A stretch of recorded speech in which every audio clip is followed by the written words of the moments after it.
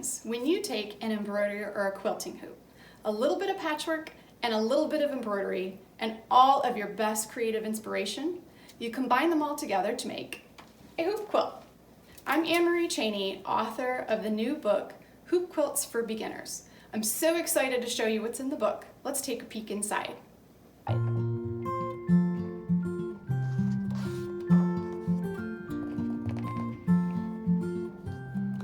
The table of contents gives a visual guide to the projects, showing you 15 projects that you can choose from. This book is meant to be a primer, so there are lots of details in Chapter 1 and 2. Chapter 1 talks about tools, hoops, and materials. I'll tell you how to use this book by choosing your project and your hoop size. We talk about patchwork tools, embroidery tools, and hoops. All the things you need to get started and make your project successful.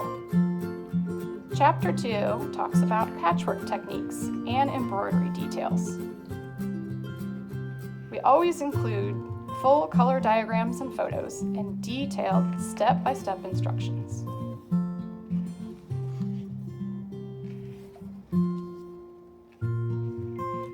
Choose from several embroidery stitches that are shown here in the book, or use any stitch you can think of to make your project unique. We talk about adding applique, making a dream catcher, or even adding tassels to your projects.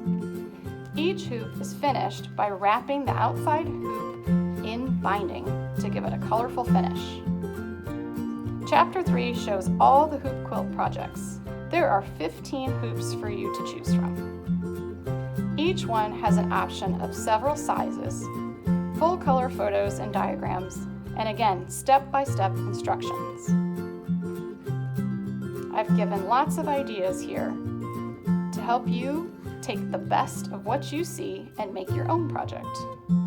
We have holiday themes that we can give as gifts, home decor ideas, and lots of embellishment techniques.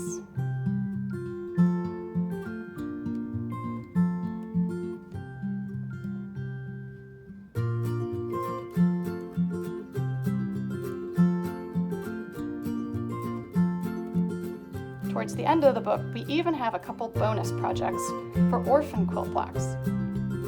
You can take any size and combine it into a different hoop by adding borders.